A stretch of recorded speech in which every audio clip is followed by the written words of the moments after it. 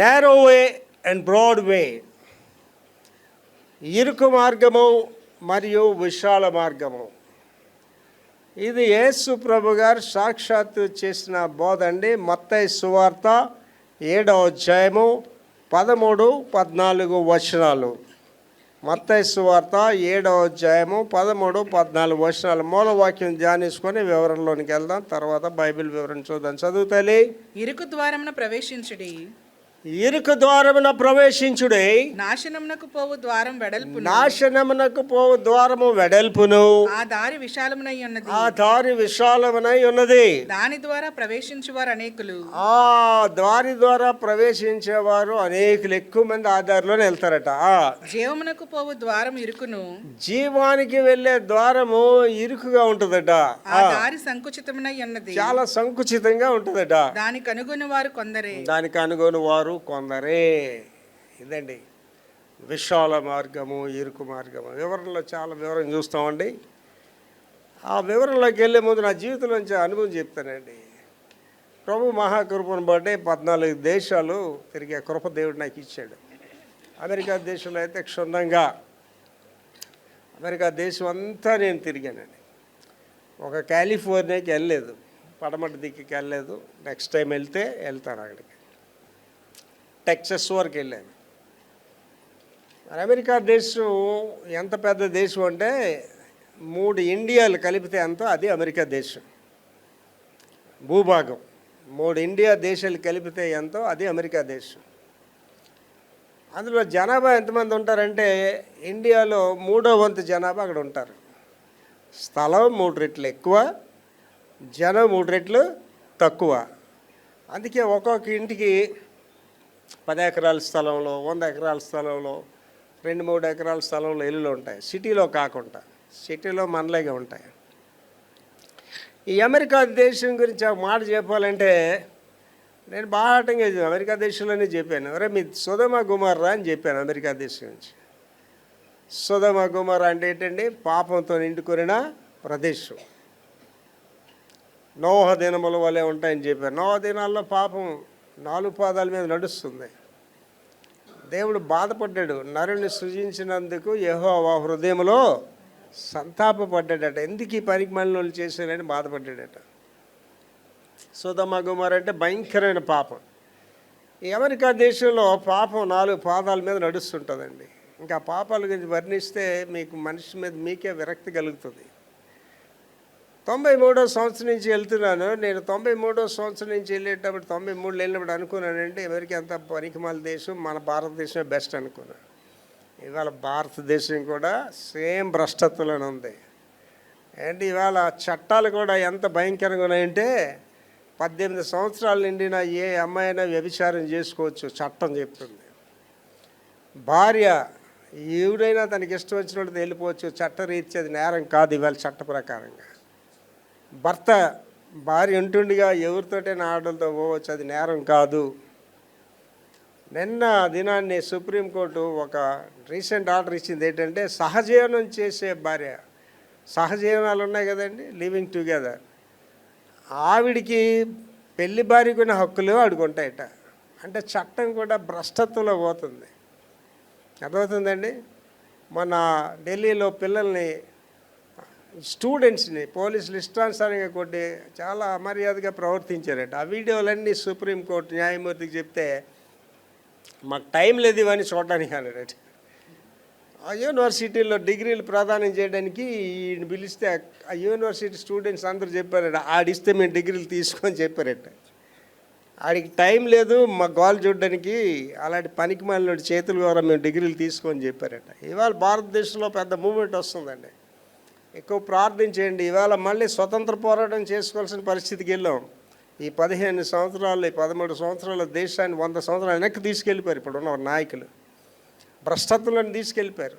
రాతి యుగంలోని పట్టుకెళ్ళిపోయారు. సంఘాలు పగలు కొట్టడం, స్త్రీలను రేప్ చేయడం, నానా భయంకరమైన స్థితిలో. భారతదేశానికి చాలా మంచి పేరు ఉండేదండి ప్రపంచంలో. ఇవాళ భారతదేశానికి అతి చెడ్డ పేరు వచ్చింది ప్రపంచంలో. అటువంటి భయంకరమైన నాయకులు ఉన్నారు. ఇవాళ ప్రార్థించేయండి. ఇవాళ భారతదేశానికి మళ్ళీ స్వతంత్ర పోరాటం చేయాలి. మళ్ళీ దేశాన్ని కాపాడుకోవడానికి పోరాటం చేయాల్సిన పరిస్థితి. ఇవాళ దేవుడు స్టూడెంట్స్ని లేపారు, వాళ్ళు భయంకరమైన ఉద్యమాలు చేస్తున్నారు. అయిపోయింది, వీళ్ళ పని కూడా అయిపోద్ది. అంటే భ్రష్టత్వం అనే దేవుని అగ్ని కూడా వీళ్ళ మీదకి వస్తుందండి. రోమా ప్రభుత్వం 426 సంవత్సరాలు భయంకరంగా విశ్వాసులను చంపేసి భయంకరంగా చేసిందండి రోమా ప్రభుత్వం. అడ్రస్ లేకుండా పోయిందండి. రోమా ప్రభుత్వమే లేదు, ప్రభుత్వాలు దేవుడు తీసి పడేసాడండి. కనుక ఇండియా గురించి ఎక్కువ ప్రార్థించేయండి. అమెరికా దేశంలో నేను 93 నుంచి వెళ్ళినప్పుడు, అమెరికా దేశంలో ఏంటంటే ఎవడైనా ఏమైనా చేయొచ్చు. అక్కడ పాపం అనేది 4 పాదాల మీద నడుస్తుంటుంది. క్లబ్బులు ఉంటాయి, పబ్బులు ఉంటాయి.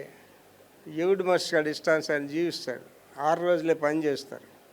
శనివారం ఆదివారం సెలవు, శుక్రవారం వెళ్ళి పేమెంట్స్ అయిపోతాయి. వీక్లీ పేమెంట్స్ ఎక్కువ. ఆ శనివారం ఆదివారం కార్లు వేసుకొని ఎక్కడికో వెళ్ళిపోతారు. ఆ రోజంతా అడిగాడిపి మరుసటి రోజు ఆదివారం వస్తారు. చాలామంది చర్చిలకి రారు. ఇవాళ అమెరికా దేశంలో సగం చర్చిలు మూసివేయబడ్డాయి.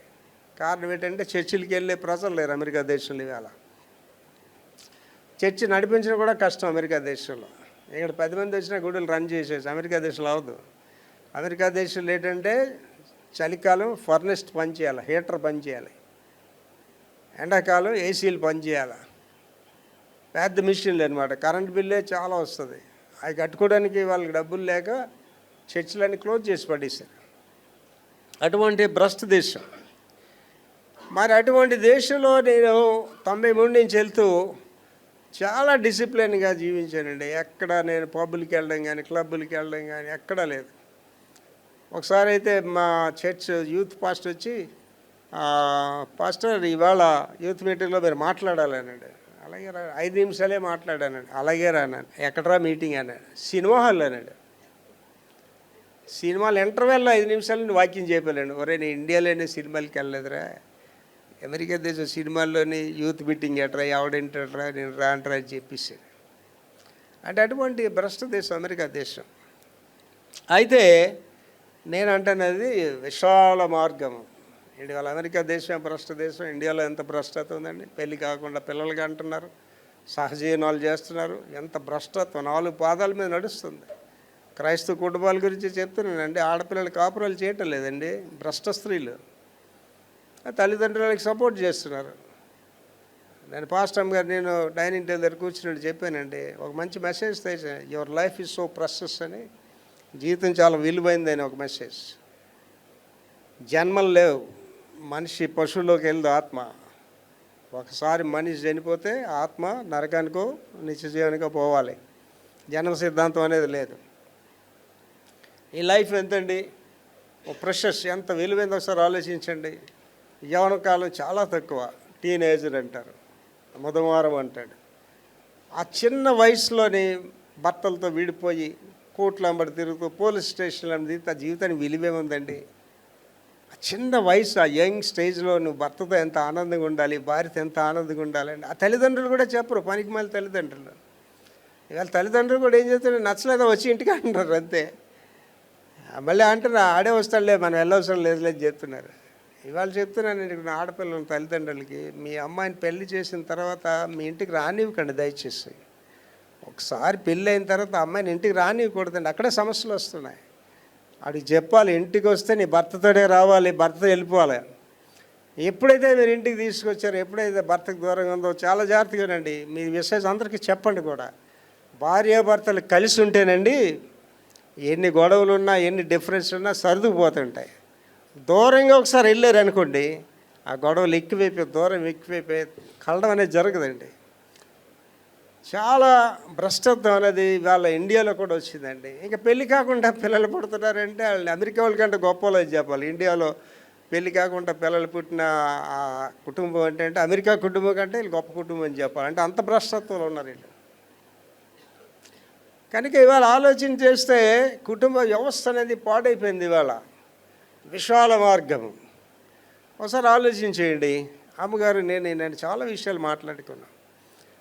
ఇవాళ కొంతమంది ఆడపిల్లలు ఉంటారు, వాళ్ళు ఎంత టాలెంటెడ్గా ఉంటారంటే చక్కగా కొన్ని పట్టేస్తారండి, పారిపోకుండా బంధించేస్తారు. కట్నం ఉండదు, కానుకలు ఉండవు, పెళ్లి చేసేసుకుంటుంటారు. ఈ డిసిప్లిన్ ఉన్న ఆడపిల్లలు ఎంత బాధపడతారంటే, ఎంత క్రమశిక్షణగా ఉండి ఇన్ని ఉంటే మాకు పెళ్ళి లేదు, ఏమీ లేదండి. ఈ గాలికి తిరిగే ఆడపిల్లలు భలే సెటిల్ అయిపోతారండి. టాలెంట్ ఉంటుంది వాళ్ళకి, మగవాడిని ఎలా పట్టుకోవాలని టాలెంట్ ఉంటుంది. ఆడ పర్స్ ఖాళీ చేసేస్తారు, పెళ్ళి ఆడితోటే చేయించుకుంటారు మళ్ళీని. అలాంటి పిల్లలు ఏం చెప్పాలండి, ఆ తల్లిదండ్రులు ఎంత ఆనందిస్తారు. కానండి ఇక్కడ మీరు ఆలోచించుకోవాల్సింది ఏంటంటే, మీరు ఆలోచించండి, మగవాళ్ళు ఉన్నారు, నాకు వస్తుంటుంది అప్పుడప్పుడు అలాంటి ఆలోచన. తాగుబోతు వెధవలు, ఇష్టానుసారంగా గాలికి తిరిగినాడు ఆడు ఎంత హ్యాపీగా జీవిస్తుంటాడండి. అడిగాడు తాగాలంటే తాగుతాడు, ఎక్కడ తిరగాలంటే తిరుగుతాడు. మనకి అనిపిస్తుంది నేను ఎందుకెంత క్రమశిక్షణగా ఉన్నాను, మరి మనలాగా అనిపిస్తుంది. అలాగే మంచి ఆడవాళ్ళకి అలాగే అనిపిస్తుంది, నేను ఎందుకు క్రమశిక్షణగా ఉన్నాను, ఆ పనికి మళ్ళీ దానికి మంచి భర్త దొరికాడని అనుకుంటుంది. కానీ ఒకటి తెలుసుకోండి, అదే ఈవేళ మెసేజ్ కూడా, విశాల మార్గం ఇరుకు మార్గం. ఎవడైతే వాడు ఇష్టానుసారంగా జీవిస్తాడో వాడు అంతం చాలా భయంకరంగా ఉంటుందండి, చాలా భయంకరంగా ఉంటుంది. అలాగే స్త్రీలు కూడా, ఏ స్త్రీ అయితే ఇష్టానుసారంగా జీవిస్తుందో దాని అంతం చాలా భయంకరంగా ఉంటుంది. దానికి భయంకరమైన రోగాలు వచ్చేస్తాయి. ఇక భర్త అంటే వేరు, భర్త కాకుండా ఇష్టానుసారంగా ఉండాలి, ఆడు వదిలేస్తాడు కూడా దేన్ని. ఆ తర్వాత దుర్బలంగా ఉంటుందండి, దాని జీవితం చాలా దుర్బలంగా ఉంటుంది. అలాంటి వాళ్ళు నేను చాలామందిని చూశాను. విశాల మార్గం ఎక్కడ తీసుకెళ్ళిపోద్దండి, నిత్య నరకానికి పట్టుకొని వెళ్ళిపోద్ది అంతే. ఇరుకు మార్గం ఎలాగుంటుందని చాలా కష్టం, అంత చెప్తున్నాను, ప్రభువే చెప్పారు. అందులో వెళ్ళే వాళ్ళు చాలా కొద్దిమంది. ఏమిటంటే నేను ఉన్నాను అనుకోండి, నా వరకు నా మీద నాకు ఒక్కోసారి జాలి వేస్తుంది. ఎందుకు ఇంత క్రమశిక్షణగా జీవించడం, ఈ భార్యతోటి గొడవ పెట్టి, పిల్లలతో గొడవ పెట్టి, ఏంటి ఇదంతా, వీళ్ళు ఎవరు అసలు, వాళ్ళ గురించి నేను త్యాగాలు చేసుకోవడం ఏంటి, వాళ్ళ గురించి నేను తగ్గి ఉన్నటువంటి అనిపిస్తుంటుంది నాకు అప్పుడప్పుడు. కానీ అందులో గొప్ప మాధుర్యం ఉంటుందండి. ఎవడైతే క్రమశిక్షణగా జీవిస్తాడో, ఏ స్త్రీ అయితే క్రమశిక్షణగా జీవిస్తుందో వాళ్ళకి ఏం చెప్పారండి యేసు ప్రభు, నిత్య జీవం అనేది దేవుడు ఇస్తాడు. అదేంటండి పాస్టర్ గారు, చచ్చిపోయాక నిత్య జీవం నరకం ఏంటి, ఇక్కడ ఆనందంగా ఎంజాయ్ చేస్తే బాగుంటుంది కదా అని అనొచ్చు. దానికి వివరణ తిమోతి గారికి చెప్తూ పౌలు గారు చక్కగా వివరిస్తాడు. ఏంటంటే దైవభక్తి ఈ లోకంలో, రానున్న లోకంలో లాభసాధకమైనది. అండ్ ఇవాళ నేను ఉన్నానండి, దేవుడు నా మాటలు వింటున్నాడు. ఎవరి దగ్గర అన్యాయంగా నేను నయాపేసి తీసుకోలేదండి, ఏ కుటుంబాలు పాడు చేయలేదండి, ఎవరికి మోసం చేయలేదండి. ఇవాళ దేవుడు నన్ను ఎంత దీవించాడండి, బహుగా దీవించాడండి. నాతో పనిచేసే వాళ్ళు, నా సమకాలికులు, చిన్న చిన్న ఆటో టికెట్ సర్వీస్ ఆటోలు వెళ్తున్నారు, సరైన ఇల్లు లేవు. నాతో పనిచేసి చదువుకొని కమిషనర్స్గా అయిన వాళ్ళు ఉన్నారు, పోలీస్ కమిషనర్స్. ఆడొకడు ఎదురేడు నాకు ఆ మధ్యలో, రా ప్రభాకర్ నీ పని బెస్ట్ రా, నీకు గౌరవం అలాగుందిరా, నేను కమిషనర్ రిటైర్ అయ్యి ఎవడు పలకరించట్లేదు రా. కమిషనర్ మళ్ళీ రిటైర్ అయ్యి ఎవడు పలకరించట్లేదు. అలాగే నా ఫ్రెండ్ మేయర్గా చేసాడు, ఆడు కూడా అలాగే అన్నాడు, అరే ఎవడు పలకరించట్లేదు రా, అరే నీ పనే బెస్ట్ రా. పాస్టర్కి ఏంటండి తుది శ్వాస వరకు విలువే పాస్టర్కి.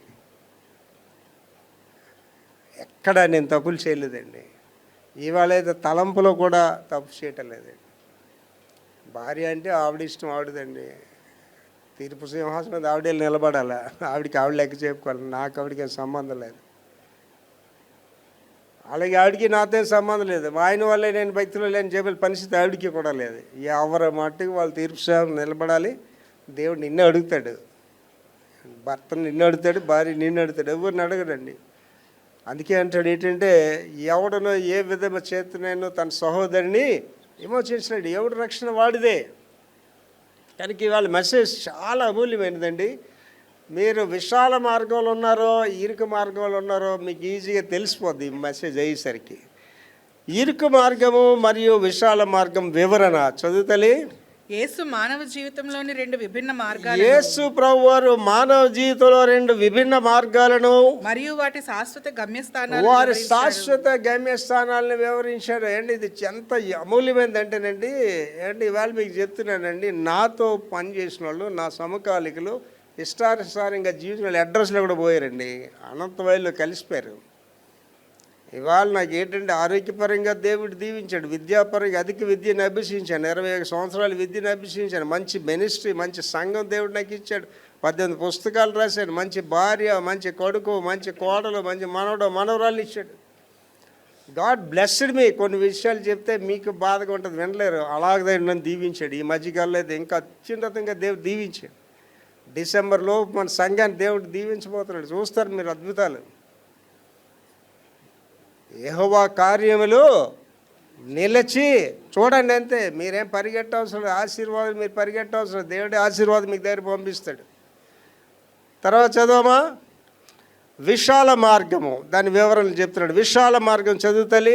ఈ మార్గము సుఖవంతమైన జీవన శైలి. విశాల మార్గం గురించి చాలా స్పష్టమైన వివరణ ఇస్తున్నాడు. జాగ్రత్తగా వినండి. విశాల మార్గం అంటే ఏమిటి, తర్వాత ఇరుకు మార్గం ధ్యానిస్తాం. విశాల మార్గం చదువుతలి.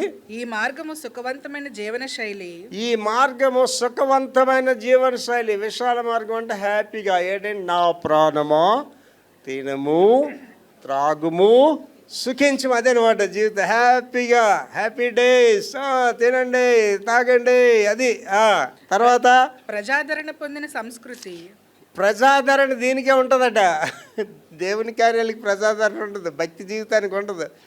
అమ్మో వాళ్ళు ఏంటండి, వాళ్ళ జీవితం ఏంటండి, ఫారెన్ విస్కీలు తాగుతారండి, డ్యాన్స్లు వేస్తారండి, వాళ్ళు బతికేటండి, వాళ్ళు కార్లు ఏంటండి అని చెప్తుంటారు. ప్రజాదరణ ఉంటుందట. వాళ్ళకే కదా విలువ. లోకంలో ఎవరికి విలువ అండి? భక్తిపరుడికి విలువ. భక్తి ఉన్న పాస్టర్ని ఎవడని పలకరిస్తాడా అండి? కార్లు మేళ్ళు మిద్దులు డబ్బులు ఉన్నోడే పలకరిస్తారు. పేదోడు నా బంధువు అని చెప్తారా మీరు? ఒక పేద పాస్టర్ గుడికి వెళ్తారండి? ఆ గుడికి వెళ్ళాలంటే ఆడు మెగా చర్చ్ పాస్టర్ ఏంటల్లా, ఆడి కార్లు ఉండాలి, ఆడు లెవెల్ ఉంటేనే ఆడి దగ్గరికి వెళ్తారు. మామూలు పాస్టర్ దగ్గర కూడా వెళ్ళరు ఇవాళ. చదువు మళ్ళీ అదే మాట. ప్రజాదరణ పొందిన సంస్కృతి మరియు స్వీయ సంతృప్తిని సూచిస్తుంది. స్వీయ సంతృప్తిని సూచిస్తుంది ఏంటి? ఈ తాగుబోతోళ్ళు, ఈ తిరిగిపోతోళ్ళు వాళ్ళు ఎంత ఆనందంగా ఉంటారండి. లైఫ్ అంటే ఏంటనుకున్నా, ఎంజాయ్ చేయాలి. ఆ లైఫ్ అంటే తాగట్లేదా నువ్వు? అరే నేను పనికి రే. నీ బాయ్ ఫ్రెండ్ ఉన్నాడు, మా ఆయన ఉన్నాడు. ఆయన ఉంటే బాయ్ ఫ్రెండ్ ఉండకూడదని ఎవరు చెప్పారు? బాయ్ ఫ్రెండే, భర్తే. నువ్వేం స్త్రీవే, చుట్టలేదా సోషల్ మీడియాలో? Enjoy your life. చదవ అదే మాట. స్వీయ సంతృప్తిని సూచిస్తుంది అంటే వాడు మట్టు కూడా హ్యాపీగా ఉంటాడండి. ఏంటి కొంతమంది దరిద్రగొట్టి తండ్రులు ఉంటాడండి, ఆడు తాగిన డబ్బులతోటండి ఆ పిల్లలకి మంచి బట్టలు కొనొచ్చు, ఆడు తాగిన డబ్బులతో మంచి భోజనం చేయొచ్చు. అటువంటి దరిద్రగొట్టి తండ్రులు కూడా ఉంటారు. ఇక తల్లులు ఉన్నారనుకోండి, పనికి మాలిన తల్లులు కూడా ఉంటాయండి. ఆడవాళ్ళు ఏం అమాయకులే కాదండి. నేను ఒక పెద్ద ఆయనతో మాట్లాడానండి ఒకసారి. ఆయన కువైట్లో పనిచేసి లక్షల రూపాయలు భార్యకి పంపిస్తే ఆవిడ ఇక్కడ అక్రమ సంబంధాలు పెట్టుకొని డబ్బులంతా పాడు చేసేదండి. కుళ్ళి చచ్చింది, మధ్యలోనే చచ్చింది. నేను అంత మాట్లాడితే చెప్పాను, సమీప బంధువు ఆయన. నేను చెప్పాను, నీకు నీ భార్య చాలా ద్రోహం చేసేదండి. నీకు చెప్తున్నానండి, భర్తలు మోసం చేసి స్త్రీలకు రోగాలు ఇస్తాడండి ముందు దేవుడు వరంగా. భర్తని స్త్రీ మోసం చేస్తే దానికి భయంకరమైన రోగాలు వస్తుంటాయి. డాక్టర్ తిరుగుతుంటుంది అది అలాగా. ఆ డాక్టర్ దగ్గరికి వెళ్ళకుండా భర్త కాళ్ళ మీద పడి పాపాలు ఒప్పుకుంటే దాని రోగాలు పోతాయి, ఆటోమేటిక్ పోతాయి దానికి. నిజంగా చెప్తాను, మీకు కోపం వస్తే రావచ్చు. చాలామందికి అనిపిస్తుంది పాస్ట్గా స్త్రీ ద్వేషేమో అని అనుకుంటారు. స్త్రీ ద్వేషం కాదండి, వాస్తవం చెప్తాను, నిజం చెప్తాను. 2 రెళ్ళు 4 అని చెప్తాను అంతే. అది వింటారో వినరో మీ ఇష్టం. అది తర్వాతమ్మా, ఇది ప్రవర్తనపై తక్కువ పరిమితులను విధిస్తుంది. ప్రవర్తనపై తక్కువ పరిమితులు విధిస్తుంది అంటే ఎలాగైనా మనం జీవించవచ్చు. క్రమశిక్షణ అనేది చెప్పదు ఇది. మరియు మానవ స్వభావానికి ఆకర్షణీయంగా ఉంటుంది. మానవ స్వభావానికి ఆకర్షణీయంగా అంటే మనుషులు అనేవాళ్ళు అదే లైక్ చేస్తారు. ఇవాళ మనుషులు కోరుకుంది ఏంటంటే తినాలి, తాగాలి, మంచి బట్టలు వేసుకోవాలి, ఇష్టం వచ్చినట్టుగా తిరగాలి, అదే కోరుకుంటారు మనుషులు. తర్వాత అయితే ఇది దేవుని ప్రమాణాలను విస్మరిస్తుంది. కాబట్టి ఇది ఏం చేస్తుంది ఏంటంటే దేవుని యొక్క ప్రమాణాలు అంటే దేవుని యొక్క సిద్ధాంతాలు పద్ధతులు ఏం చేస్తుంది, విస్మరిస్తారు, పట్టించుకోరండి. ఏంటి వాళ్ళు నీ కొడుకు అక్రమంగా ఎందుకు ఉన్నాడంటే వాడు దైవికంగా నువ్వు పెంచలేదండి. వాడు నువ్వు నీ కూతురు ఎందుకు అక్రమంగా ఉందంటే దాన్ని దైవికంగా పెంచలేదు. ఎప్పుడైతే దైవ సూత్రాలకు దూరంగా వెళ్ళిపోయారో భ్రష్టులు అయిపోతారండి ఎవరైనా సరే, ఆడైనా మగైనా సరే. తర్వాత చివరికి ఆధ్యాత్మిక మరియు శాశ్వత నాశనానికి దారితీస్తుంది. ఇది ఎక్కడ తీసుకెళ్తుందంటే ఆధ్యాత్మికంగా నాశనం అయిపోతాం, శాశ్వతంగా నాశనం అయిపోతాయి. అండి నా జీవితంలో ఎంతోమందిని చూశాండి. నా జీవితంలో కాలేజ్ డేస్లో ఒక అమ్మాయి ఉండేది, చాలా అందంగా ఉండేది. అలాగే రాంగ్ రూట్స్లో పోయిందండి. నేను చాలాసార్లు చెప్పా, పాప నువ్వు చేస్తుంది రైట్ కాదు, దీని అంతా మరణం అంటే నాకు ఎవరు బట్టలు ఇస్తాడండి, నాకు ఎవరు డబ్బులు ఇస్తారండి, ఎవరు ఇది చేస్తారండి అన్నది. ఏంటి కాలేజీలో ఉంటుండగానే ఇంటర్మీడియట్ అమ్మాయి అండి, కాలేజీలో ఉంటుంది కానీ భయంకరమైన రోగాలు వచ్చి చచ్చిపోయిందండి. She died. కనుక ఏంటంటే షుడ్ వెరీ కేర్ఫుల్. దీని అంతం ఏంటంటే నాశనమే దీని అంతం. నా ఇష్టానుసారంగా జీవిస్తానని జీవించవచ్చు. వాక్యం కూడా చెప్తుందండి, యవనుడా నీ దృష్టి ఇష్టం చొప్పున జీవించు, ఏం చేయాలనుకుంటానో చేయి, కానీ వీటన్నిటిని బట్టి దేవుడు నిన్ను తీర్పులను తీసుకు. నేను భక్తున్నా కాదో, ఎవడైనా వచ్చి విక్టర్ ప్రభాకర్కి భక్తి లేదని నేను లెగ్ చేయనండి. నేను భక్తున్నా కాదు, నా లైఫ్ చెప్తుందండి. నువ్వు సరిగా ఉన్నావో నీ లైఫ్ చెప్తుందండి. అంటే 73 సంవత్సరాలు ముగింపులో ఉన్నాను. ఈ నెల తర్వాత చెప్తాను 74 అని. ఒక 74 సంవత్సరాల వ్యక్తికి బీపీ లేదు, షుగర్ లేవు, జబ్బులు లేవు, ఆరోగ్యవంతుడే. 4 గంటలు లెగిసి గంటన్నర ప్రార్థన చేసి గంటన్నర ఎక్సర్సైజ్ చేసి ఆరోగ్యంగా ఉన్నానంటే అది ఒక్కడే చాలు నేను భక్తుడిని చెప్పడానికి. మిగిలినవన్నీ అవసరం లేదు. ఫ్రీడాన్ని ఆత్మలో వర్ధిల్లిస్తున్న కొలది అన్ని విషయాలను దేవుడు నన్ను అన్ని విషయాలను వర్ధిల్లి చేశాడండి. అది చాలు నాకు. తర్వాత క్రైస్తవ వేదాంతంలో విశాలమైన మార్గము, అత్యంత ప్రజాదరణ పొందిన వినాశన మార్గము. అత్యంత ప్రజాదరణ పొందిన రిథమిక్గా చెప్తాడు. ప్రజాదరణ పొందిన నాశనకరమైన మార్గం ఏంటంటే విశాల మార్గం అంటే your life will be end. ఇవాళ విశాఖపట్నంలోనండి డ్రగ్స్ అనేవి 4 పాదాల మీద నడుస్తున్నాయి. ముఖ్యంగా కాలేజీ పిల్లలు, ఆడపిల్లలు. ఈ డ్రగ్స్ అనేవి ఎలాంటిది అంటే ఒక్కసారి డ్రగ్స్కి అలవాటు పడితే ఆడికి స్పాన్ ఆఫ్ లైఫ్ 5 సంవత్సరాలే. ఒక్కసారి మత్తు మందులకు అలవాటు పడితే ఆడు 5 సంవత్సరాల లోపు చచ్చిపోతాడు. ఆడు నరాలు పనిచేయవాడికి, బ్రెయిన్ పనిచేయదు. ఆడికి ఆ టైంకి డ్రగ్స్ తీసుకోపోతే ఉరేసుకొని చచ్చిపోతాడు, మేడ మీద నుంచి గెంతేస్తుంటాడు. అదొక పిచ్చోళ్ళ అయిపోతుంటారు. వాళ్ళ విశాఖపట్నం ఎక్కువ ఉంది. డ్రగ్స్ అనేవి చాలా భయంకరంగా ఉన్నాయి. పిల్లల విషయాలు చాలా జాగ్రత్తగా ఉండండి. మీ పిల్లల స్నేహితుల విషయం చాలా జాగ్రత్తగా ఉండండి. ఒక్కసారిగా వాళ్ళు డ్రగ్స్కి అలవాటు పడ్డారా అందులో నుంచి పైకి రారు. అది ఎక్కడ తీసుకెళ్ళిపోతామా? లాస్ట్ మాట చదవమా? అత్యంత ప్రజాదరణ పొందిన వినాశకరమైన మార్గం. Be careful. ఇరుకు మార్గం గురించి చెప్తున్నాడు, చదువురా.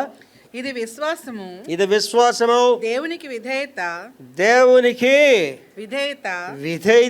మరియు స్వీయ క్రమశిక్షణతో కూడిన జీవితాన్ని సూచిస్తుంది. మళ్ళీ చదవండి. ఇది విశ్వాసము. నెంబర్ 1 ఏంటంటేనండి, ఇరుకు మార్గం వెళ్ళాలంటే విశ్వాసం ఉండాలి. ఏంటంటే నేను ఉన్నానండి, నేను 100% ఇరుకు మార్గంలో ఉన్నాను. నాకు మొదటి ఏంటంటే విశ్వాసం ఉండాలి. నేను అందరూ ఆలోచిస్తుంటారు కదండి, యోబు గారి భార్య భర్తతో ఉన్నదా? ఏంటి ఈవేళ భార్యలు కూడా ఆస్తులు అనిపించడానికి, అర్హతలు అనిపించడానికి తప్ప కష్టాలంటే ఏ భార్య ఉండదండి. అది నా భార్య అవచ్చు, ఎవడి భార్య అవచ్చు. నీవన్నీ బాగుంటేనే అది మీతో ఉంటుంది, లేకపోతే చక్కదని దారి చూసుకుని వెళ్ళిపోద్ది, ఉండదు మనది. చదువు. అది ఇది విశ్వాసం వెరీ ఇంపార్టెంట్ అండి. అంటే నాకు ఎంత మొండి విశ్వాసం అంటేనండి, తప్పకుండా దేవుడి కార్యాలు చేస్తున్నాడు. ఇవాళ నాకు స్టార్ట్ లేట్గా మీరు చూస్తారు ఈ కార్యాలు. నా విశ్వాసం యొక్క ఫలితాలు మీరు చూస్తారు, నా దర్శనాన్ని మీరు చూస్తారు. దేవుడు నెరవేరుస్తాడు. విశ్వాసం అన్నది అంత ఈజీ కాదండి. విశ్వాసం అన్నది నిరీక్షింపబడి వాటి యొక్క నిజ స్వరూపము, అదృశ్యమైన ఉండడం అంటే అక్కడ ఏం లేదు, కానీ విశ్వాసం అక్కడ ఉన్నది. ఎస్, దేవుడు నాకు ఇస్తాడు అనే విశ్వాసం. తర్వాత దేవునికి విధేయత. రెండోది ఏంటి? దేవుడికి విధేయత, మనుషులకి కాదండి. అంటే కొంతమంది మనుషుల దగ్గర పెద్ద విధేయతగా నటిస్తుంటారు. మనుషుల దగ్గర నువ్వు విధేయతగా ఉన్నా లేకపోయినా అనవసరం. దేవుడి దగ్గర విధేయతగా ఉంటే నువ్వు గొప్పదానివే, నువ్వు గొప్పవాడివే. తర్వాత మరియు స్వీయ క్రమశిక్షణతో కూడిన సెల్ఫ్ డిసిప్లిన్, స్వీయ క్రమశిక్షణ. ఇప్పుడు నేను ఉన్నానండి, నాకు ఎవడు చెప్పినట్టు ఉన్నాడండి, దేవుడు నన్ను ఆర్థిక పరంగా బహుగా దీవించాడు. ఇవాళ నాకు దేవుడు ఇచ్చిన కార్లు అండి, మామూలు వాళ్ళు కొనుక్కోలేరు ఆ కార్లు, అటువంటి ఖరీదైన కార్లు ఇవాళ నాకు విలాసవంతమైన జీవితం నాకు దేవుడు ఇచ్చాడండి. కానీ నాకు ఏంటుందండి, సెల్ఫ్ డిసిప్లిన్ అంటే ఏంటండి, 10 గంటలకు పడుకుని పోవాలి, తెల్లారి 4కి లెగిసిపోవాలి, గంటన్నర ప్రార్థన చేయాలి, గంటన్నర ఎక్సర్సైజ్ చేయాలా, నాన్ వెజిటేరియన్ తిన్నాం, కాఫీ టీలు తాగను ఏంటి, కూల్ డ్రింకులు తాగను ఏంటి. శామ్యుల్ బాబు గారు మామయ్య గారు వచ్చారు, వాళ్ళ కుటుంబం అంతా ఇక్కడ ఉన్నారు. ఇప్పుడు ఈ విషయాలన్నీ చెప్తే ఎందుకు మానేశారు నాన్ వెజిటేరియన్ అన్నాడు. దేవుడు చెప్తాడా? దేవుడు చెప్పడు. దేవుడు తినమని నాకు చెప్పాడు, తినవద్దని చెప్పాను. ఆయనకి సెల్ఫ్ డిసిప్లిన్ అనేది అంత భయంకరం తెలుసండి.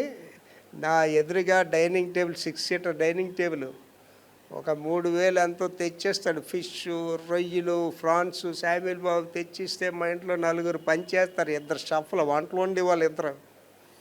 ఇంకా రానేని దినాల్లో ఇంకొక 2 వస్తారు. 24 గంటలు ఇంట్లో 6 పనిచేస్తారు మా ఇంట్లో రానేని రోజుల్లో. వాళ్ళండి నా ఎదురుగా 6 సీటర్ డైనింగ్ టేబుల్ మీద రొయ్యలు, ఏపిన చేపలు తిని నాకు కాసి ఇలా చూస్తుంటారు. అప్పుడు మనకి ఏంటంటే ఎంత శోధన కదా, మనం తినిస్తే బాగుండి అనిపిస్తుంటుంది. ఆయన అంటాడండి, పాస్టర్ చేపలు తినొచ్చు పాస్టర్, పర్లేదు అంటాడు. ఇంకోటి అంటాడండి, గుడ్లు తినవచ్చు, గుడ్లు నాన్ వెజిటేరియన్ కాదంటాడు. అమెరికా ప్రెసిడెంట్ చెప్పిన తినండి. దాన్ని ఏంటంటారండి, సెల్ఫ్ డిసిప్లిన్. ఏదో చదువు తెలుగులో స్వీయ క్రమశిక్షణ. అండి. ఆడపిల్లలు కొంతమంది ఉంటారండి, నాకు వాళ్ళు చూస్తే ముద్దేస్తుందండి. ఎంత డిసిప్లిన్గా ఉంటారండి. వాళ్ళు కూర్చుని విధానమే డిసిప్లిన్గా కూర్చుంటారు. కట్టుకునే బట్ట డిసిప్లిన్. నాకు ఆ పిల్లలు చూస్తే ముచ్చటేస్తుంది. అలాగే మగపిల్లలు కొంతమంది ఉంటారు, ఎంత డిసిప్లిన్గా ఉంటారండి. బ్యాడ్ ఫ్రెండ్స్ జోలికి వెళ్ళరు, చెడు అనే దానికి వెళ్ళరండి వాళ్ళు. అంటే శామ్యూల్ బాబు బ్యాడ్ ఫ్రెండ్సే లేరు. ఎంత డిసిప్లిన్గా ఉంటాడండి శామ్యూల్. మురిసిపోతాడండి చూసి. మొన్నే చెప్పాను కూర్చోటి, అరే శామ్యూల్ ఇవాళ నేను చూసి నేను చాలా ఆనందిస్తున్నాను రా, చాలా నేర్చుకున్నావు, పెద్ద తరహాగా ప్రవర్తిస్తున్నావు. ఇవాళ దీవెనలన్నీ శామ్యూల్ బాబు ద్వారా చాలా దీవెనలు దేవుడు ఇస్తున్నాడండి, బాగా దీవిస్తున్నాడండి. సెల్ఫ్ డిసిప్లిన్, స్వీయ క్రమశిక్షణ. అది లేకపోతే నువ్వు పాడైపోతావండి. నిన్నెవడో బాగు చేయలేడండి. దానికి నేను ఇంగ్లీష్లో ఒక మెసేజ్ కూడా ఇచ్చాను, you are the captain for your own ark అని. నువ్వు బాగుపడడానికి నువ్వే కారకురాలివి, నువ్వు పాడైపోవడానికి కూడా నువ్వే కారకురాలు. తర్వాతమా, ఇరుకైన అనే పదానికి అసలైన గ్రీకు పదము త్రిబో అనే గ్రీక్ పదం నుంచి వచ్చింది. ఇరుకైన వాస్తవానికి ఒత్తిడికి గురి కావడం లేదా బాధించబడటం అని సూచిస్తుంది. బాధింపబడడం అని సూచిస్తుంది అండి. ఇరుకు మార్గం అంటే ఒత్తిడి, బాధించబడ్డం అండి. ఎంత ఒత్తిడి ఉంటుందండి నాకు. ఒంటరి జీవితం జీవిస్తాను, ఆ కిందనే ఓనర్ కమ్ వాచ్మెన్ లాగా ఉంటాను. ఒంటరి జీవితం. దేవుడు నాతో లేకపోతేనండి నాలాంటి జీవితం జీవించినోడికి పిచ్చి వచ్చేస్తుందండి. దేవుడు నాతో ఉండడం వల్ల, నిత్యమైనతో మాట్లాడుతుండడం వల్ల నాకు బాగున్నాను. కానీ లేకపోతే చాలా కష్టం. అది ఏంటో లాస్ట్ చదవది. వాస్తవానికి ఒత్తిడికి గురి కావడం, ఒత్తిడి ఉంటుంది లేదా బాధించబడతా. తర్వాత అంటే క్రీస్తును అనుసరించడానికి వ్యక్తిగత త్యాగము. క్రీస్తును అనుసరించడానికి ఏంటి కావాలండి? ముఖ్యంగా త్యాగం కావాలి. త్యాగం అంటే ఏంటండి? నీ సుఖాలు త్యాగం చేసుకోవాలి. ఏమండి, తెల్లారి 4 గంటలు వేసి ప్రార్థన చేయమంటే ఏంటి త్యాగం చేయాలా? నిద్రను త్యాగం చేయాలా? బాగా నిద్ర వచ్చే టైమే అది. దొంగలు వచ్చే టైం ఎప్పుడు తెలుసండి? 3-4 గంటల మధ్యలో వస్తారు దొంగలు. హైవేలో యాక్సిడెంట్స్ ఎప్పుడైతే తెలుసండి? 3-4 గంటల మధ్యలో అవుతాయి. ఆ టైంలో వాడికి నిద్ర వస్తుంది. వాడికి ఆ కునుకు అది ఏం చేయాలి? దాన్ని త్యాగం చేయాలి. చేస్తావా? అమ్మో. భోజనం త్యాగం చేస్తావా? అమ్మో. సోకులు త్యాగం చేస్తావా? అమ్మో. త్యాగం ఏటమ్మా చదువుది? క్రీస్తును అనుసరించడానికి వ్యక్తిగత త్యాగం చేసుకోవాలండి. నీ సమయాన్ని ఏంటో మంచి పాట ఉంటుంది, సమర్పణ చేయుము ప్రభువునకు నీ దేహము ధనము సమయమును. ఏంటంటే ఇవ్వాలటండి? దేహము ధనము సమయాన్ని ఏం చేయాలా? త్యాగం చేయాలి దేవుడి గురించి. ఓకే. తర్వాత సాంస్కృతిక నియమాలను తిరస్కరించడం. సాంస్కృతిక నియమాలంటే ఇది అలవాటు అండి. మరి చుట్టాలు వచ్చినప్పుడు వాళ్ళు అంత దూరం నుంచి వస్తారు కదా, వాళ్ళకి మంచి ఫారెన్ విస్కీ అది ఇవ్వకపోతే, మీరు విశాఖపట్నం వచ్చాము పల్లెటూరు నుంచి, ఒక మంచి ఫారెన్ విస్కీ అన్నా ఇప్పించవా ఏంటి? పాత రోజుల్లో ఇప్పుడు ఉన్నాయి తెలియదు, కానీ చుట్టాలు వస్తే విలేజ్ నుంచి వాళ్ళు సినిమాకి తీసుకెళ్ళాలి. మంచి కొబ్బరి అన్నం వండి కోడి మాసం పెట్టి, ఊరు వచ్చాము 2 సినిమాలకైనా పట్టుకెళ్ళలేదు బాప అంటే ఏంటండి అవి? ఈ లోక మర్యాదలు. వాళ్ళు కూర్చోబెట్టి తాగించడం లోక మర్యాదలు, సంస్కృతి. సినిమాలకు పట్టుకెళ్ళడం లోక మర్యాదలు. ఏంటి ఆలోచించండి, ఎంత భ్రష్టత్వం ఇది. ఈజీ కాదు అది. తర్వాత మరియు శోధనలను అధిగమించడం. ఏంటి? ప్రార్థనలో ఉన్నా కదా, మీరు ప్రేర్ చేస్తారు పర్లేదు. ప్రార్థన ఎంతమంది శోధనలో పడకుండా మమ్మల్ని కాపాడము ఎంతమంది చేస్తారనేది తెలియదు. యేసు ప్రభు గారు ఆఖరిగా చేసిన అమూల్యమైన బోధ ఏంటంటే, మీరు శోధనలో పడుకుంటున్నట్లు మెలకువగా ఉండి ప్రార్థన చేయండి. ఎంతమంది ప్రార్థన చేస్తున్నారు? మళ్ళీ మొదలుకు వచ్చేసారు. నాకు ఆ టైం దొరికితే చాలా చెప్పేస్తాను. వేకువజామునే లేచి ప్రార్థన చేయకుండా ఇక్కడ కూర్చుని వారులారా, మీకు యేసు ప్రభుకి సంబంధం లేదు. ఎందుకు ప్రార్థన చేయం? పాపం ఎవరిలో ఉంటుందో వాళ్ళు ప్రార్థన చేయరు. ఎవరు యేసు ప్రభు బిడ్డలు కాదు వాళ్ళు వేకువజామున లేచి ప్రార్థన చేయరండి. నువ్వు వేకువజామున లేచి ప్రార్థన చేయట్లేదు, నువ్వు యేసు ప్రభు బిడ్డవు కాదు అసలు. నువ్వు యేసు ప్రభు బిడ్డవని నీకు ఎలా తెలుస్తుంది అంటే, వేకువజామున లేచి ప్రార్థన చేస్తా. ప్రార్థన లేని జీవితము శక్తి లేని జీవితం, ప్రార్థన లేని జీవితము భక్తి లేని జీవితం. ప్రేయర్ అనేది ఏంటంటే ఒక ఆయిల్ లాంటిది అనమాట. కరెంట్ ఉంటే లైట్ ఎలా వెలుగుతుందో అలాగే ప్రేయర్ ఉంటే నువ్వు వెలుగుతావు. నూనె ఉంటే దీపం ఎలా వెలుగుతుందో ప్రార్థన ఉంటే నువ్వు వెలుగుతావు. ప్రార్థన లేదని నువ్వు సచ్చిన దానివే, విలువ లేని దానివి. Prayer is such important. మళ్ళీ చదుదాం అదే మాట. మరియు శోధనలు అధిగమించడం. శోధనలు అధిగమించడం అంటే ఈజీ అండి. అండ్ ఇందాకే చెప్పాను కదా, డైనింగ్ టేబుల్ దగ్గర నా ఎదురుగా పీతలు రొయ్యలు తింటుంటే శోధన వస్తుంది రాదా? వస్తుంది రాదండి. అండి మగ్ధలేనే మరియ ఎవరంటే కింగ్ ప్రాస్టిట్యూట్ అనమాట. రాజులు పెద్ద పెద్ద వ్యాపారస్తులు ఆవిడ దగ్గరికి వెళ్ళరు. వ్యభిచారే కానీ మామూలు వెళ్ళలేరు ఆవిడ దగ్గరికి. వెరీ కాస్ట్లీ ప్రాస్టిట్యూట్ అనమాట, కింగ్ ప్రాస్టిట్యూట్ అంటే. అందరూ ఆవిడ దగ్గరికి వెళ్తున్నారండి. అయితే ఒక మాస్ లీడర్ కొన్ని వేల మందిని నడిపించే ఒక నాయకుడు ఆవిడ దగ్గర రావట్లేదు. ఆయన ఎవరండి? యేసు ప్రభు. ఆవిడ ఆలోచన చేస్తుంది, ఇంతమంది నా దగ్గరికి వస్తున్నారు, రాజులు వస్తున్నారు, పెద్ద పెద్దలు వస్తున్నారు, యేసు అనేవాడు రావట్లేదేంటి? సరేలే మనమే తగ్గించుకొని వెళ్దాం అని ఒకరోజు ట్రాన్స్పరెంట్ బట్టలు వేసుకొని తన సొగసంత చూపిస్తూ యేసు ప్రభు గారి దగ్గరికి వెళ్ళి నిలబడ్డదటండి ఎదురుగా. నిలబడిన తర్వాత యేసు ప్రభు గారు ఆవిడకి ఇలా చూస్తున్నారట. ఏడ్డ మొదలుపెట్టిందటండి. ఏంటి యేసు ప్రభు గారిని చూడగానే ఆవిడకి ఏంటంటే ఆవిడ పాప జీవితం అంతా ఆవిడికి కనిపిస్తుంది. ఏడ్డ మొదలుపెట్టి యేసు ప్రభు గారి పాదాల మీద పడిపోయిందట. చదువు అదే మాట చదివింది. మరియు శోధనలను అధిగమించడం. శోధన అధిగమించడం అంత ఈజీ అండి. ఇక్కడ ఉన్న వాళ్ళకి చెప్తున్నానండి, మీకు ప్రార్థనా జీవితం లేకపోతే మీరు ఇలా పడిపోతారు శోధనలో. ఇలాగా వేకువజామునే ప్రార్థన చేయని వాళ్ళకి రోగాలు వస్తాయండి. వేకువజామునే లేచి ప్రార్థన చేయని వాళ్ళకి ఆర్థిక ఇబ్బందులు వస్తాయండి.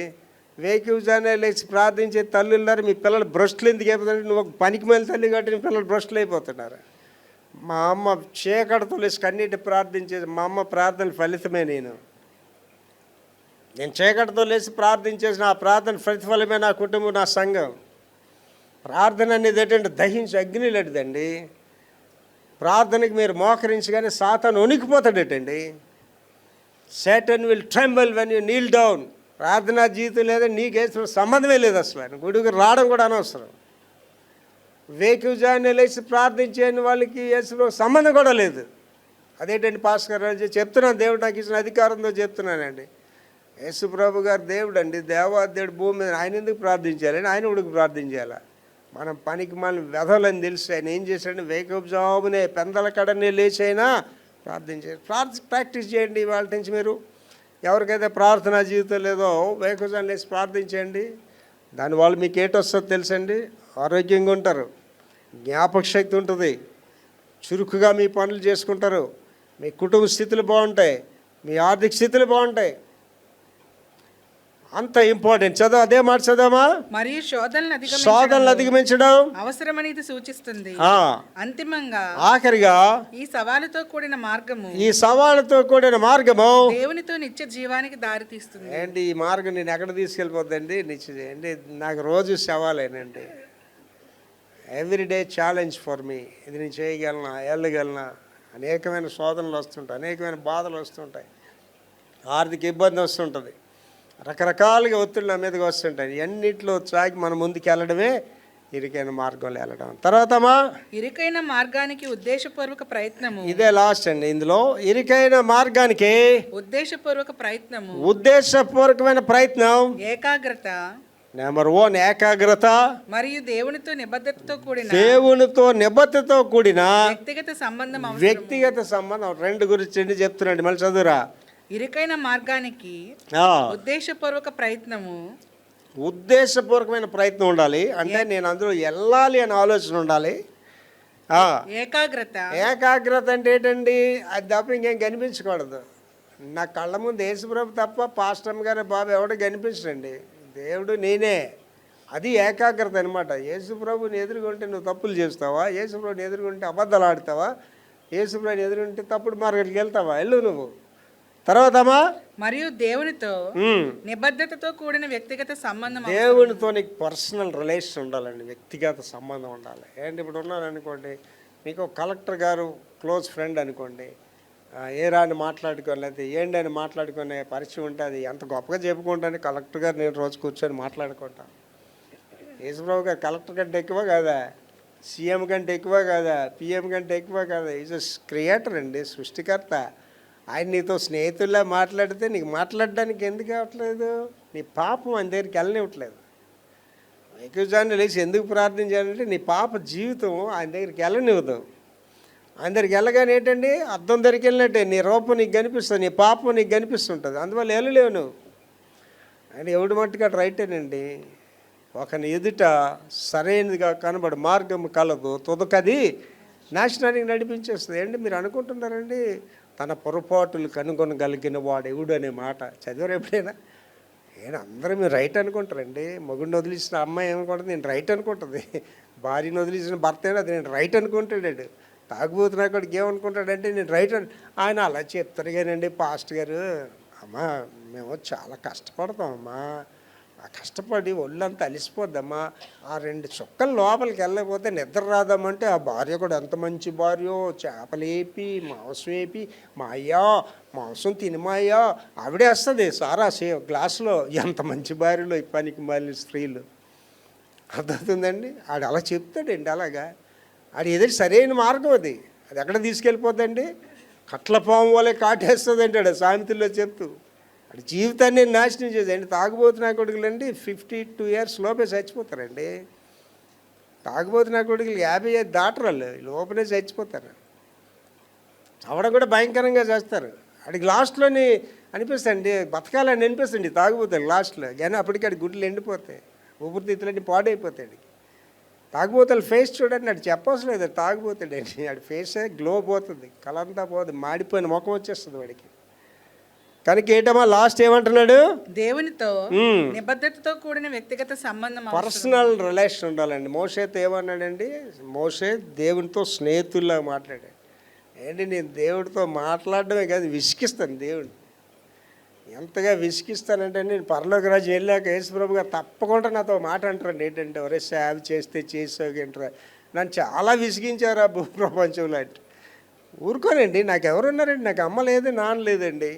ఇప్పుడున్న నా బంధువులు, నా రక్త సంబంధులు అంతేంటి, నేను బాగుంటేనే నాతో ఉన్నారు, లేకపోతే నాతో ఉండరండి. ఎవరు ఉండరండి. ఇవాళ మీరు అనుకోకండి నా భార్య నాతో ఉంటుందని అనుకోకండి. మీరు బాగలేకపోతే మీతో ఉండదండి. ఈ రోజుల్లో భార్య అసలు ఉండదు. అలాగే భర్తలు కూడా వాడి భార్యను లెక్క చేయలేని పరిస్థితులు వాళ్ళు ఎక్కువ. ఏటి ఉండాలమ్మా లాస్ట్ మాట? వ్యక్తిగత సంబంధం అవసరం. వ్యక్తిగత సంబంధం అవసరం. బైబిల్ ఎవరిలోకి వెళ్తున్నాం అండి? ఇందాక చదివిన ఆ యొక్క మూలవాక్యమే, ఇరుకు ద్వారము విశాల ద్వారము. మత్తయి సువార్త 7వ అధ్యాయము 13-14 వచనాలు.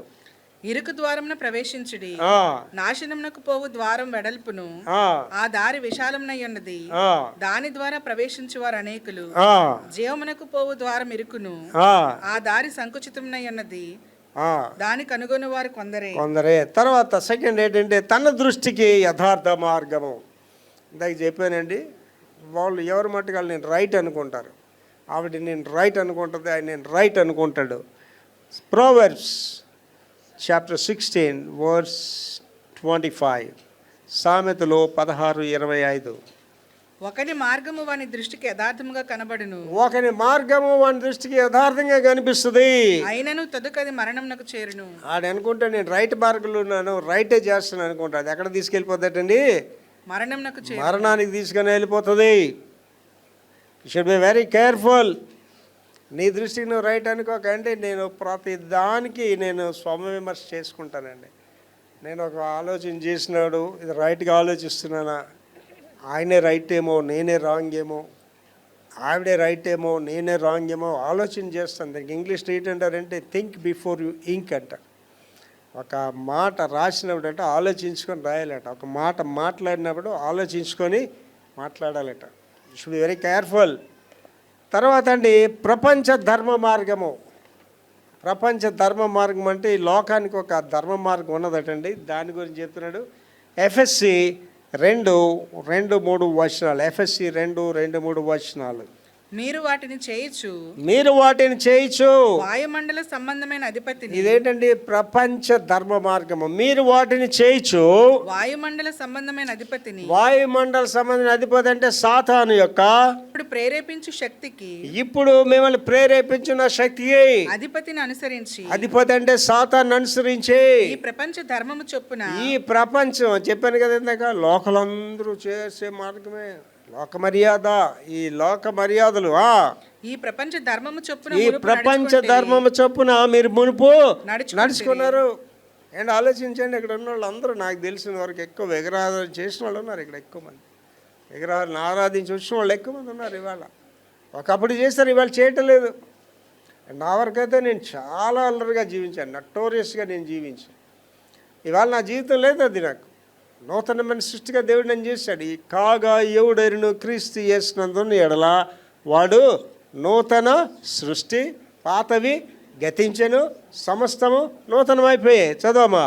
వారితో కలిసి మనం అందరమును శరీరం యొక్కయు మనస్సు యొక్కయు కోరికలను నెరవేర్చుకొనొచ్చు. ఏంటి వాళ్ళతో అజ్ఞాన కాలాల్లో వాళ్ళతో కలిసి మనం తాగాం, వాళ్ళతో కలిసి మనం తిరిగాం, ఇష్టానుసారంగా బ్రతికాం. ఆ రోజుల్లో మన శరీర ఆశలను అనుసరించి మునుపు ప్రవర్తించచ్చు. ఆ రోజుల్లో మనం ఎలా జీవించాలో అలా జీవించాం. ఏం చేయాలంటే చేసాం. కడమ వారి వలనే స్వభావ సిద్ధముగా దైవోగ్రతకు పాత్రలమేంటిమి. ఏంటి గత జీవితం గురించి చెప్తున్నాడు. ఒకసారి ఆలోచించుకోండి. ఇంకో దగ్గర భాగంలో అంటాడు, గతంలో మీరు చేసిన వాటికి ఇవాళ సిగ్గుపడుతున్నారు కదా అంటే. సిగ్గుపడుతున్నారు కదా. లాస్ట్ అండి, మారు మనసు పరిశుద్ధాత్మ వరము. మారు మనసు పరిశుద్ధాత్మ వరము. అపోస్తుల కార్యాలు 2వ అధ్యాయం 38, 39, 40 వచనాలు. పేతురు మీరు మారు మనస్సు పొంది. అండ్ పేతురు సుదీర్ఘమైన ప్రసంగం చేసాడండి. ఆవేళ అక్కడ చాలా పెద్ద ప్రసంగం చేసి ఫినిషింగ్ స్టేజ్లో చెప్తున్నాడు ఈ మాటలు. మీరు మారు మనసు పొంది పాప క్షమాపణ నిమిత్తము, పాపములు క్షమింపబడ్డాయని ఒక నిర్ధారణకు వచ్చినప్పుడు ప్రతివాడు యేసుక్రీస్తు నామమున బాప్తిస్మం పొందుడి. బాప్తిస్మం ఎప్పుడు పొందాలండి? పెళ్లి గురించి బాప్తిస్మం పొందడం కాదు, పెద్ద అయిపోయిన బాప్తిస్మం పొందడం కాదు, పాప క్షమాపణ నిమిత్తం బాప్తిస్మం పొందాలి. అప్పుడు పరిశుద్ధాత్మ అనే వరం వస్తుంది. ఏంటి చాలా జాగ్రత్తగా ఉండాలి. బాప్తిసాలు తీసుకున్నప్పుడు మేము బాప్తిసాలు ఇస్తున్నాం. అప్పుడు సముద్రంలో ఇచ్చేవాళ్ళం. ఒక తల్లి కొడుకుని తీసుకొచ్చింది, పూర్తిగా తాగి ఉన్నాడు. బాబు ఇంకోదే నీటిలో ముంచి బాబు మారు మనసు పొందుతాడు బాబు అంటుంది. అమ్మా వద్దమ్మా, తాగి ఉన్నాడమ్మా, ఆ వాసన కూడా వస్తుందమ్మా అంటే, బాబు నీటిలో ముంచితే తాగడం మానేస్తాడు బాబు అంటే, అమ్మ అలా కాదమ్మా, ఇక వాక్యంలో చెప్తుందమ్మా, మారు మనసు పొంది బాప్తిస్మం పొందాలని చెప్తుంది. అప్పుడు పరిశుద్ధాత్మని వరం వస్తుంది. ఈయన కానీ నేను ముంచాను అనుకమ్మా దురాత్మ వచ్చేస్తుందమ్మా అంటే, బాబు నేను కాళ్ళు వదలను బాబు అంటే ముసలావిడి. అప్పుడు నేను ప్రార్థన చేస్తాను. ఏంటి తెలుగు వాళ్ళ దగ్గర ఇంగ్లీష్ ప్రార్థన చేస్తాను, దొరల దగ్గర తెలుగు ప్రార్థన చేస్తాను. చాలా నిజం చెప్తాను తెలుగులో దొరల గురించి. ప్రభువా ఈ మారు మనిషి, ప్రభువా ఈ అమెరికా దొరలు అందరూ ప్రభు సరిగా లేరు ప్రభు అని ప్రార్థించా. వాళ్ళు అల్లు అంటారు. ఏడ్ చేస్తున్నాడు తెలియక. దీనికేం ప్రార్థన చేసేది తెలియదు. దానికి ఇంగ్లీష్ రాదు కదా, ఇంగ్లీష్లో చేస్తున్నాను. ప్రభా ఈ పనికి మాలింది, నన్ను చాలా తొందర పెడుతుంది ప్రభా, నేను ఇష్టపూర్వకంగా బాప్తీస్ ఇవ్వట్లేదు ప్రభా, ఈ బాప్తీస్ ఇచ్చిన వెంటనే వీడి మీద దురాత్మ వచ్చేస్తుంది ప్రభా, ఆ దురాత్మ వాడు చూసుకుంటాడు ప్రభా, నాకు వాడికి సంబంధం లేదు ప్రభా, దీనిలో నేను దోషిని కాదు ప్రభా, ఏ సున్నాములో బాప్తీస్ వస్తాను ఇచ్చి వీడు తోత్రం అంటుంది. ఏంటి చేసేవాళ్ళు తెలియక వాళ్ళ దురాత్మ వచ్చేసిందండి. ఏంటి నేను నిజం చెప్తున్నానండి, ఆ నెక్స్ట్ వీక్ అది చచ్చిపోయాడండి. నేను చాలామందికి చెప్తే అర్థమవుతుందండి. మీ పాపాల వల్ల రోగాలు వస్తుంటే ఏ రోగైనా ఊరుకుంటుందా? ఏరా పాస్టర్, నా పాపాల వల్ల నీ పాపాల వల్ల రోగాలు, నీకెందుకు రోగాలు వచ్చి చెప్పమ్మా. నా వాక్యం చెప్తుంది, దురాశ గర్భం ధరించి పాపం కంటది, పాపం పరిపక్వమై మరణానికి అంటది రోగాలు ఎవరికి రావండి అండి. అదేంటండి రోగాలు రావండి, నా దగ్గర రమ్మానండి, నా దగ్గర బీపీ రమ్మానండి. రోగాలు నీకు వచ్చి అంటే ఓ తల్లి మారు మనసు పొందు, డాక్టర్ దగ్గరికి వెళ్ళక తప్పమని పోతాయి రోగాలు, నీ దగ్గర ఉండవు, మాయమైపోతాయి రోగాలు. 12 సంవత్సరాలు రోగంతో బతికిందండి ఆ స్త్రీ. 12 సంవత్సరాలు డబ్బులు అయిపోయి రోగం పోలేదు దానికి. ఎవరో చెప్పారు ఒకసారి, మా యేసుప్రభు దగ్గరికి వెళ్తే రోగం పోతుందని. అప్పుడు ఏంటండి ఆవిడికి సిగ్గుతో ధైర్యం చాలక వెనకాతల నుంచి వెళ్ళి వస్త్రం ముట్టుకొని స్వస్థత పొంది. ఇవాళ మీకు చెప్తున్నానండి, రోగులు ఇక్కడ ఎంతమంది ఉన్నారో ఇంటికి వెళ్ళి మోకరించి ప్రార్థించండి. ప్రభా నేను నీ రోగాలు ఉండండి, నా పాపమేంటి చూపించి మన దేవుడు పాపం అంటే ఒక వ్యభిచారమే కాదండి, పాపం అంటే ఒక దొంగతనమే కాదు, నువ్వు భర్తకు మర్యాద ఇవ్వట్లేదంటే నీ అంత దౌర్భాగ్యాలు ప్రపంచంలో లేదు. ఎంత పాపం తెలుసండి భర్తకు మర్యాద ఇవ్వాలని. స్త్రీలారా ప్రభువునకు వలె మీ సొంత పురుషులకు లోబడి ఉన్నారా? నిన్ను మాటలు అంటున్నారండి. ఆడ నీ దగ్గర ఒక పనికి మనోళ్ళకి భయంతో జీవిస్తున్నాడు ఆ భర్త నీ దగ్గర. నీకు రాకపోతే రోగాలు ఎవరికి వస్తాయి? అని రాకపోతే ప్రార్థించేయండి మా గురించి, నేను చేస్తాను కానీ ఇంగ్లీష్లోనే చేస్తాను. ప్రభా దీనికి పనికి మళ్ళీ దానికి భర్తకి మర్యాద ఇవ్వడం పోవాలి, దీనికి రోగం వచ్చింది ప్రభా, రోగం కొద్దిగా ఎక్కువ చేసి మారుమని చూడడానికి సహాయం చేయ ప్రభా అని ప్రార్థన చేస్తాయి. అర్థమవుతుందండి? దేవుడు చెప్పాడు కదండి, ప్రియుడాన్ని వార్పులో వర్ధిల్లుచున్న కొలది అన్ని విషయాల్లో వర్ధిల్లుచు సౌఖ్యంగా ఉండాలి. తర్వాతమా ఈ వాగ్దానం మీకును, ఈ వాగ్దానం అనేది మీకు, మీ పిల్లలకును, మీ పిల్లలకు, దూరస్తులందరికును అనగా అనగా ప్రభువైన మన దేవుడు తన యొద్దకు పిలిచిన వారికి అందరికీ చెందునని వారితో చెప్పెను. ఇంకను అనేక విధములైన మాటలతో సాక్ష్యమిచ్చి మీరు మూర్ఖులకు ఈ తరం వారికి. ఎవరండి మూర్ఖులకు ఈ తరం వారికి? ఎవరా మూర్ఖులు? పక్కింటోళ్ళు కాదు, ఎదురింటోళ్ళు కాదు, మన ఇంట్లో వాళ్ళే.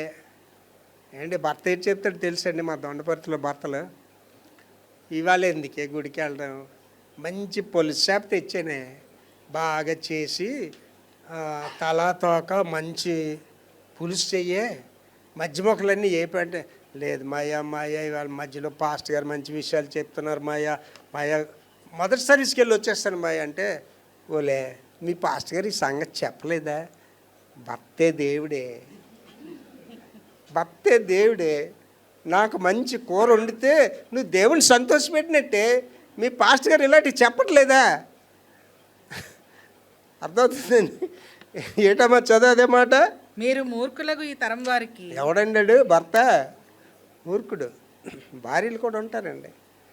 శుక్రవారం ప్రేయర్కి రారు అమ్మగారులు కొంతమంది. ఎందుకు రారంటే తలనొప్పి వచ్చిందట. రాదు. తలనొప్పి ఎందుకు వస్తుంది అంటే సాతాను నీలో దూరినప్పుడు నీకు తలనొప్పి వస్తుంది. గుడికి వస్తే ఆ తలనొప్పి పోతుంది. గుడికి రాని వాళ్ళు అడగండి, ఎందుకమ్మా గుడికి రాని? బయలుదేరి ముందు కడుపు నొప్పి వచ్చేసిందండి పాస్ట్ గారు అంటారు. ఇంకా బయలుదేరి ముందు మా పెద్దమ్మ వచ్చిందండి అండి. పెద్దమ్మని కూడా పట్టుకొని గుడికి రావాలి కదా. అమ్మ పెద్దమ్మ ఎప్పుడు వస్తుంది గుడి ఎక్కకూడదు చూస్తుంటే, ఇంక పెద్దమ్మ నువ్వు ఇలా గుడికి తీసుకొస్తావండి. ఏటమ్మా చదవమ్మా మాట. మీరు మూర్ఖులకు ఈ తరం వారికి. ఎవరి మూర్ఖులు? హస్బెండ్, భార్యే, మన ఇంట్లో వాళ్ళే మూర్ఖులు. పై వాళ్ళ గురించి మూర్ఖులకు ఈ తరం వారికి వేరే రక్షణ పొందుడని వారిని హెచ్చరించాను. ఎవరండి ఎక్కడ ఉంటారండి మూర్ఖులకు ఈ తరం వారు? మీ ఇంట్లోనే ఉంటారండి. ఏంటి భార్యలు బాహాటంగా చెప్పేసుకుంటారు, మా భర్త వాళ్ళు చాలా బాధలుగా ఉన్నాయండి, తాగుబోతాడండి, వచ్చి కొట్టేస్తుంటాడండి అని. ఏంటి భర్త అయినా నీ పనికి మళ్ళీ తత్వాల గురించి చెప్తాడు ఎవరికైనా? లాస్ట్ మాట చదివి తల్లి. మీరు మూర్ఖులకు ఈ తరం వారికి వేరే రక్షణ పొందుడని వారిని హెచ్చరించాడు. మూర్ఖులకు ఈ తరం వారికి వేరైపోండి అని చెప్పినప్పుడు అక్కడ ఏం జరిగింది తెలుసమ్మా? 3,000 మంది మారు మనసు పొందారు. 3,000. నేను ప్రతి దగ్గర పేతురు గురించి చెప్తానండి, మెసేజ్ గురించి చెప్పి. పేతురు ఒక్క ప్రసంగం 3,000 మందిని మార్చింది. ఇవాళ 3,000 ప్రసంగాలు ఒక్కడిని మార్చట్లేదు. ఆ పాస్టర్ ప్రసంగం ముందు కుటుంబాన్ని మార్చట్లేదండి. కారణం ఏంటంటే మారు మనసు లేకపోవడం. కారణం ఏంటంటే యేసు ప్రభుని కలిగి లేకపోవడం. ఏంటి నువ్వు యేసు ప్రభుని కలిగి ఉంటే మంచి భార్యగా ఉంటావండి, నువ్వు యేసు ప్రభుని కలిగి ఉంటే మంచి భర్తగా ఉంటావండి, నువ్వు యేసు ప్రభుని కలిగి ఉంటే మంచి సభ్యుడిగా ఉంటావండి. కాపర్ యేసు ప్రభుని కలిగి ఉంటాడు, మంచి కాపర్గా ఉంటాడండి. కనుక యేసు ప్రభుని కలిగి జీవిద్దాం. విశాల మార్గంలోంచి పైకి వద్దాం, ఇరుకు మార్గంలో ప్రవేశిద్దాం, నిత్య జీవాన్ని పొందుదాం. ప్రార్థన చేసుకుందాం. మహాపురుషులతో నేర్చిన కృపమైన ఈవేళ విశాల మార్గం, ఇరుకు మార్గం అనే విషయాలు చెప్పారు నాయన. నా వరకైతే ఇరుకు మార్గంలో మీరు నన్ను ఉంచినందుకు మీకు వందనాలు ప్రభా. కష్టాలు పడుతున్నాను, బాధలు పడుతున్నాను, ఒత్తిడులు ఉన్నాయి ప్రభా. అవన్నీ ఎందుకు భరిస్తున్నానంటే ప్రభా, దాని అంతము నిత్య జీవం తండ్రి. నా సంఘం అందరూ కూడా ప్రభా, ఇక్కడ కూర్చున్నవారు, నా మాట వింటున్న ప్రపంచంలో ఉన్న వాళ్ళందరూ నిత్య జీవానికి రావాలి ప్రభా. కారణం ఏంటంటే అది యుగ యుగాలు ఉంటుంది, యుగ యుగాలు అక్కడ ఉంటాం ప్రభా. ఈ లోకము దాని నటలు గతిస్తున్నాయి ప్రభా. ఈవేళ భూకంపాలు భయంకరంగా జరుగుతున్నాయి ప్రపంచంలో. వేల మంది ప్రజలు చచ్చిపోతున్నారు నాయన. వరదలతో వేల మంది ప్రజలు చచ్చిపోతున్నారు తండ్రి. వడగండ్ల వాటితో ప్రజలు చచ్చిపోతున్నారు నాయన. ప్రపంచం అంతా సిద్ధపడుతుంది మీరు అక్కడికి. ఉన్న మేము ఈ నా మాటలు వింటున్న ప్రతి ఒక్కరూ మమ్మల్ని మేము నాయన పురికొల్పుకొని మీకు ఇష్టలైన బిడ్డలుగా జీవించు కృప నాకు మాకందరికీ దయచేయమని యేసు పరిశుద్ధ నామములో వేడుకుంటున్నాము తండ్రి. ఆమేన్.